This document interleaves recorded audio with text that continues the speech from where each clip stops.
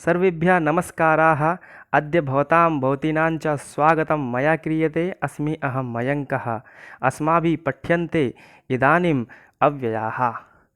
अत्र तत्र पुरतः पृष्ठतः कुत्र एतेषां शब्दानां प्रयोगः इतस्ततः पुस्तकमध्ये एव इतः पूर्वं वयं दृष्टवन्तः एव। मेरे प्रिय साथियों, मेरे प्रिय बांधवों, मेरे प्रिय छात्रों, हमने ये अत्र तत्र पुरतः पृष्ठतः कुत्र इन सब का प्रयोग हमने अपनी पुस्तक में तो देखा ही होगा, वो भी संस्कृत की पुस्तक में। यदि आप संस्कृत की पुस्तक ही नहीं, कोई संस्कृत का आर्टिकल भी उठाते हैं तो आपको ये अत्र तत्र पुरतः पृष्ठतः का प्रयोग बहुत जगह मिलेगा। और बच्चों, यही अव्यय होते हैं। ना वयेति इति अव्ययम। ठीक है, आज हमारे जानने का, इस विषय को पढ़ने का जो हमारा उद्देश्य है वो यह है कि हम किस प्रकार से अपने इन अव्ययों का प्रयोग अपने वाक्यों में कर सकते हैं, जिससे हमको और सुबोध तरीके से, यदि इससे हम इनके प्रयोगों से हम और सुबोध तरीके से संस्कृत को बोल सकते हैं। और हिंदी में जब हम इनका प्रयोग करते हैं तो हम हिंदी भाषा को भी बहुत ही सुगम तरीके से उसका वाचन करते हैं, उसे बोलते हैं। उसी प्रकार से हम संस्कृत में भी इन शब्दों का प्रयोग करके संस्कृत को बोल सकते हैं। तो हमारे लिए जानने योग्य ये है कि इनका प्रयोग कब और कैसी सिचुएशन में होना चाहिए।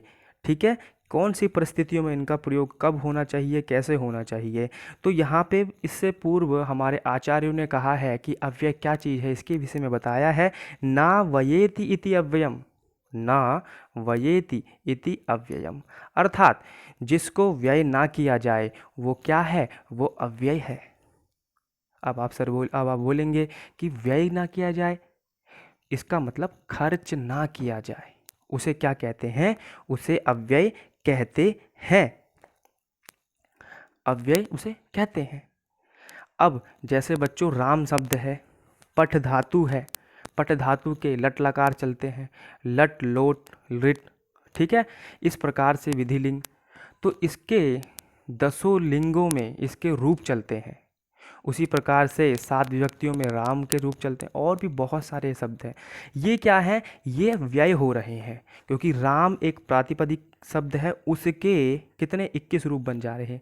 जैसे रामः रामौ रामाः, रामम रामौ रामान। इस प्रकार से कितने हुए, 7 व्यक्ति को जो मानते हैं, कुछ 8 को मानते हैं, कुछ 6 को मानते हैं, उसी प्रकार से उनके रूप बनते हैं। तो क्या है, वो राम शब्द क्या है, विभक्तियों में क्या हो रहा है, व्यय हो रहा है, खर्च हो रहा है। परंतु बच्चों, आपके ध्यान देने योग्य ये चीज़ है कि जो ये शब्द हैं, ये कहीं पे भी कोई भी परिस्थिति में अपना रूप नहीं खोते। जैसे जो इनका रूप है ये वैसा ही रहेगा। ठीक है, चाहे वो भूतकाल में बोले जा रहे हो, चाहे वो भविष्य काल में बोले जा रहे हो, चाहे वो कोई भी काल में, वर्तमान काल में बोले जा रहे हों। तो अब हम जानेंगे कि अव्यय को एक प्रमाणिक तौर पर कि अव्यय होता क्या है। इसके लिए एक श्लोक भी है, जिस श्लोक को हम अब पढ़ते हैं। तो यहाँ पे ये श्लोक है, तो ये जो श्लोक है बहुत ही अच्छा है, मधुर है। और इस श्लोक को यदि हम लय से पढ़ेंगे तो हम जान पाएंगे कि इस श्लोक का अर्थ क्या है। और लय से पढ़ने का मतलब ये होता है यहाँ पे कि हमको जल्दी याद हो जाता है। ठीक है, तो अब हम इसको लय से पढ़ते हैं, इसको ध्यान से सुनिए और सुनिएगा, और इन सबको, इस श्लोक को आपको याद करना है। ठीक है, तो अब हम इसको पढ़ते हैं। और यहाँ पर है, इस श्लोक का हम उच्चारण करते हैं। सदृशं त्रिशूलिंगेषु सर्वासु च विभक्तिषु वचनेषु च सर्वेषु यन्नावयति तद्व्ययम्। ठीक है, सदृशं त्रिशूलिंगेषु सर्वासु च विभक्तिषु वचनेषु च सर्वेषु यन्नावयति तद्व्ययम्। ठीक, ये इसका लय है, इस श्लोक का लय है। श्लोक की जो लय है वो ये है, आपको इस लय से इस श्लोक को याद करना है। क्योंकि बच्चों अगर आप लय से पढ़ेंगे तो आपको बहुत जल्दी याद हो जाएगा। ठीक है, तो अगर मैं ऐसे पढ़ाता सदृशम त्रिशुलिंगेषु तो आपको उतनी जल्दी समझ में नहीं आता। अब देखिए इसका हिंदी अर्थ क्या है। सदृशम एक जैसा, त्रिशुलिंगेषु तीनों लिंगों में, जो तीनों लिंगों में एक जैसा हो। सर्वासु च विभक्तिषु, जो सर्वासु, देखिए यहाँ पे विभक्तियाँ कुछ लोग 7 मानते हैं, कुछ 8 और कुछ 6 मानते हैं। ठीक है, तो जो भी विभक्ति, जितनी भी विभक्तियाँ जो आप मानते हैं, जो जो लोग अपने तरीके से, उन विभक्तियों में एक जैसा हो वो शब्द।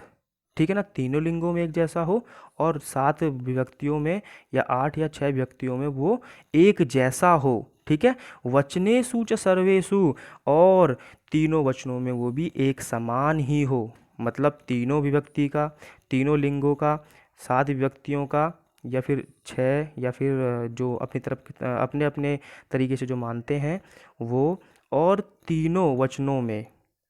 ठीक है ना, इसका रूप नहीं बदलता, जो व्यय नहीं होता है ना, यन्ना वयति तद अव्ययम, वो क्या है, वो अव्यय है। उसमें तीनों लिंगों का, 3 लिंग कौन से, पुल्लिंग, स्त्रीलिंग और नपुंसक लिंग, और 7 विभक्तियाँ जो होती हैं, प्रथमा द्वितीया तृतीय चतुर्थी पंचमी सप्तमी, ठीक है ना, षष्ठी और सप्तमी। तो ये हो गई इन विभक्तियों में। ठीक है ना, इन विभक्तियों का और वचनों का जिसमें प्रभाव नहीं पड़ रहा है, जो उनमें व्यय नहीं हो रहा है, वो क्या कहलाता है, वो अव्यय कहलाता है।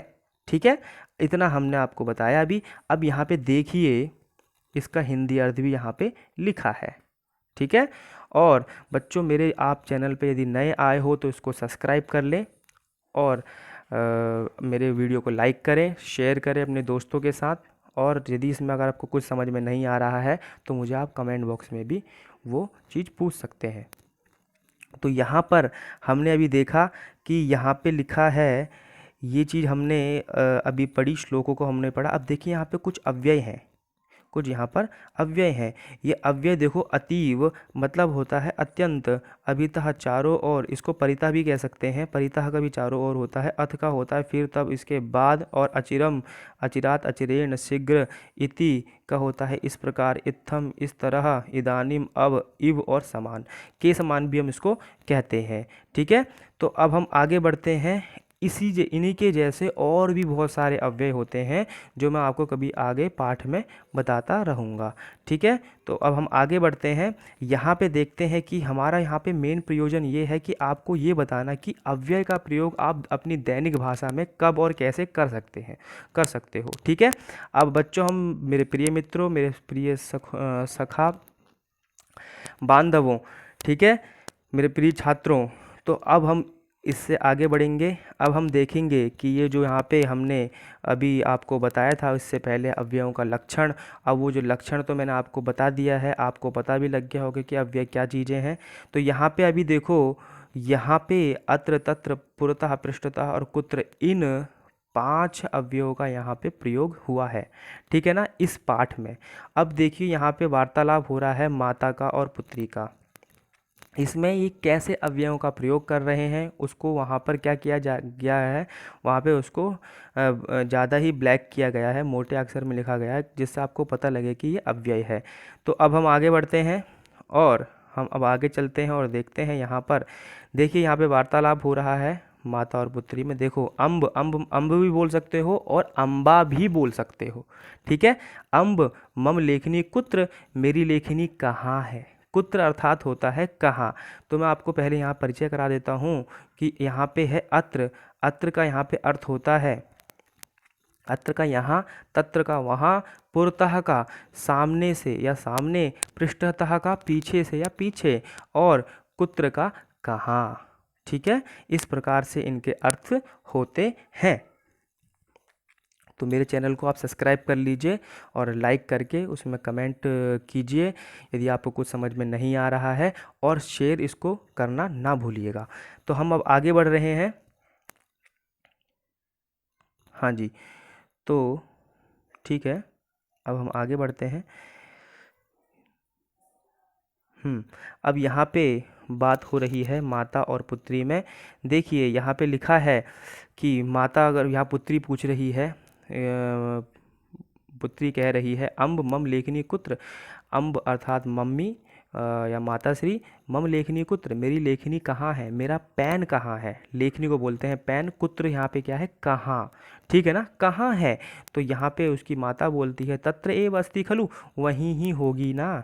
ठीक है, ये कौन कह रहा है, ये माता कह रही। तत्र मतलब होता है वहाँ, एव का मतलब होता है ही, एव का मतलब होता है ही, अस्ति का मतलब है, खलु मतलब ना। तो इसका अर्थ होगा वहीं ही होगी ना, या वहीं ही है ना। देखो वहीं ही है यार, वहीं ही है, वहीं देखो। ऐसा कौन कह रहा है, उसकी मम्मी बोल रही है। खलु का होता है निश्चयार्थक ये शब्द होता है। ठीक है, एव का प्रयोग हम क्या कब करते हैं, जैसे कि अहम जलम एव पिबामी, मैं जल ही पीता हूँ। ठीक है ना, अहम भोजनम एव खादामी, जलम ना पिबामी, मैं भोजन ही खाता हूँ, जल नहीं पीता हूँ। एव का अर्थ होता है ही। तो हम अब आगे बढ़ते हैं।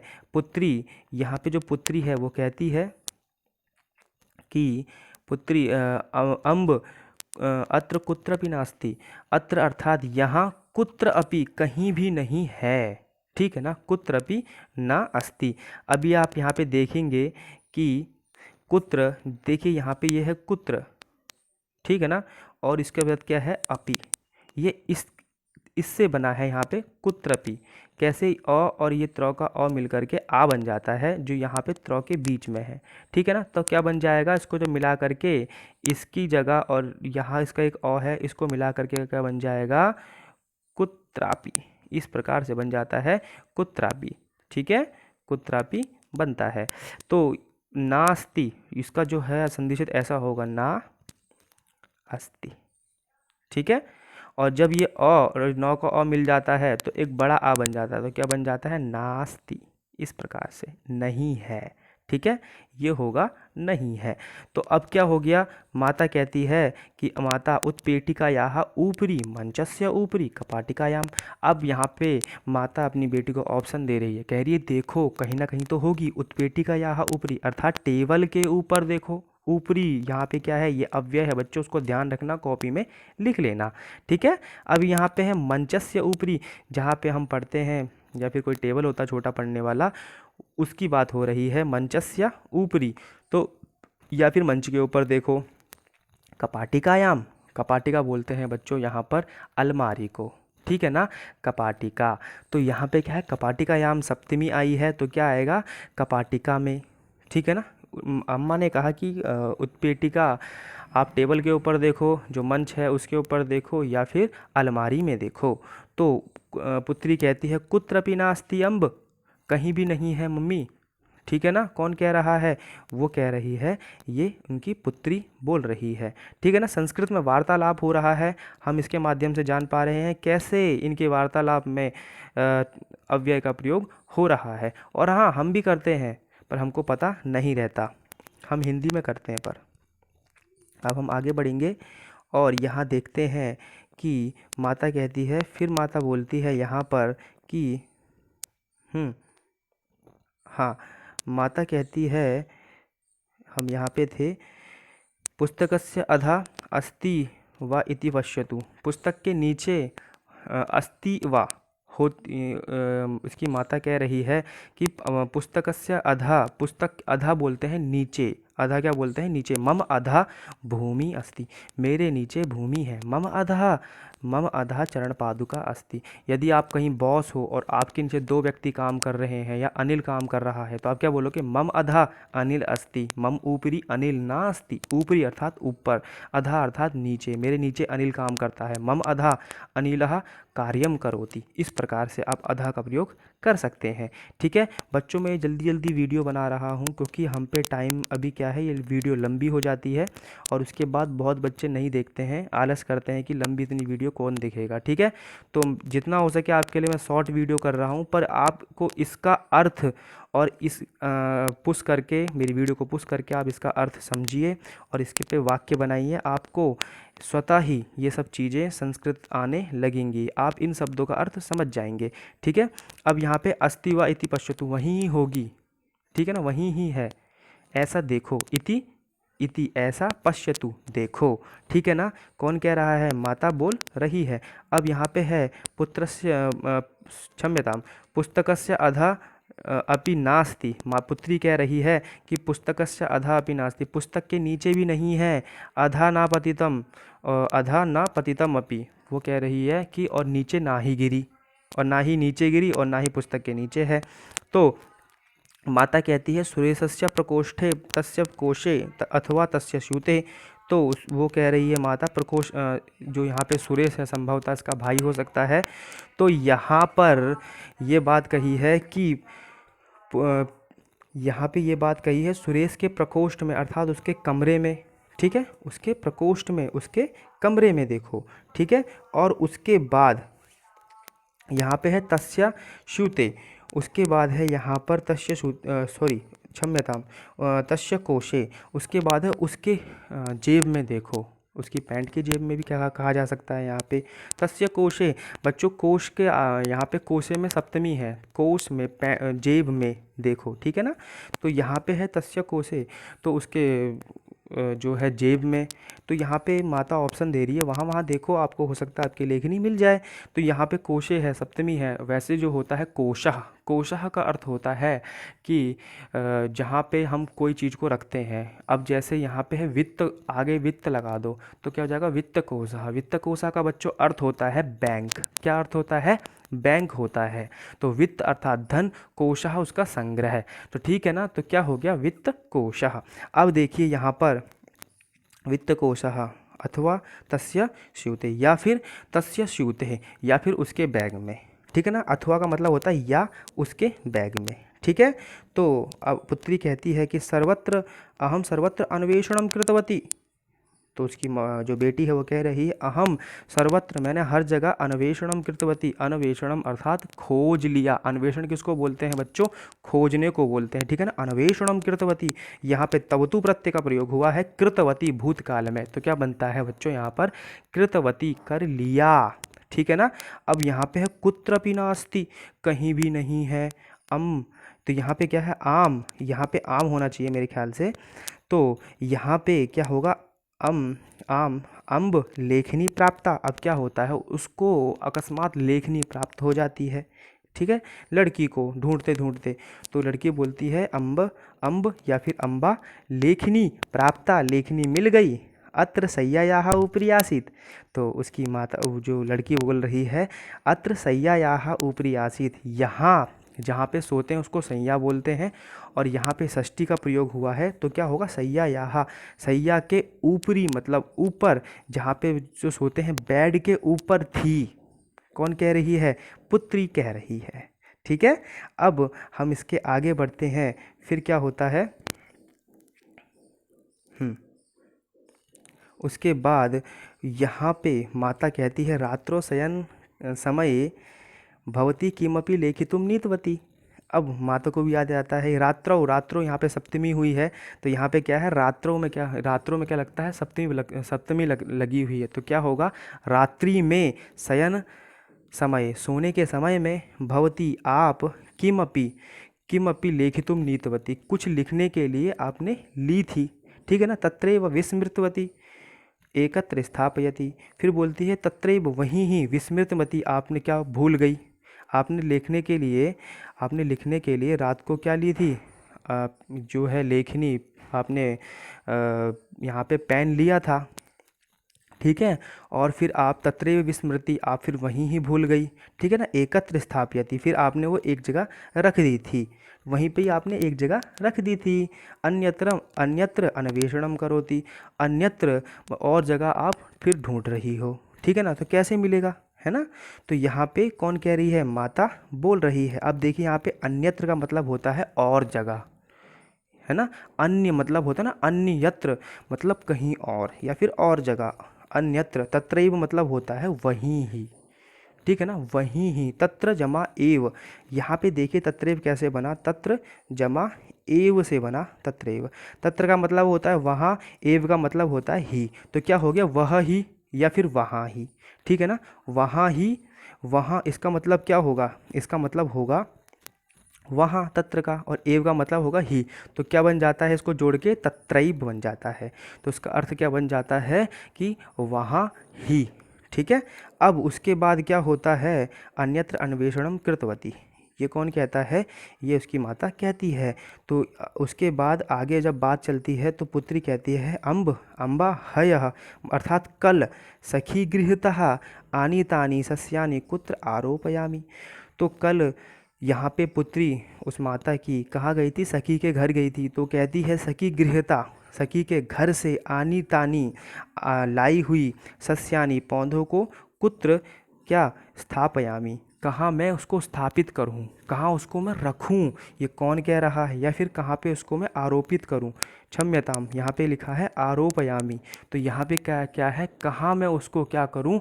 आरोपित करूँ, उसको गाड़ूँ, उसकी जो जो जड़ है उसको वहाँ पे लगाऊँ। कहाँ पे लगाऊँ? ये अपनी मम्मी से पूछ रही है। कह रही है कि गृहस्य पुरतः अथवा गृहस्य पृष्ठतः। तो यहाँ पे देखिए पुरतः और पृष्ठतः की बात आई है। पुरतः होता है आगे और पृष्ठतः का अर्थ होता है पीछे। तो यहाँ पे देखिए, यहाँ पे हुआ है गृहस्य पुरतः, अर्थात घर के आगे, आगे से, या गृहस्य पृष्ठतः, या फिर घर के पीछे, या फिर पीछे से। ठीक है। तो यहाँ पे क्या होता है? माता का जो आदेश होता है, माता बोलती है कि मल्लिकाम पुरतः आरोपयतु। तो माता क्या बोलती है? मल्लिका बोलते हैं यहाँ पे नवलता को, जो लता होती है, बेल होती है। तो मल्लिकाम पुरतः, मल्लिका के जो आगे है, आरोपयतु, वहाँ पे इसको आरोपित कर दो, वहाँ पे क्या करो? इसको लगा दो। किसको? इस पौधे को लगा दो। पृष्ठतः शाक सस्यानि आरोपयाम, कहती है माता कि आप इसको आगे से लगा दो। ठीक है। क्यों? क्योंकि पृष्ठतः, पीछे, शाक सस्यानि अर्थात सब्जी के पौधे, आरोपयाम, सब्जी के हम जो वहाँ पौधे हैं वहाँ पे हम लगाते हैं। ठीक है ना, घर के पीछे। अब उसके बाद यहाँ पे पुत्री कहती है अम्ब गृहस्य वामतः दक्षिणतः च नारिकेल सस्यम आरोपयाम।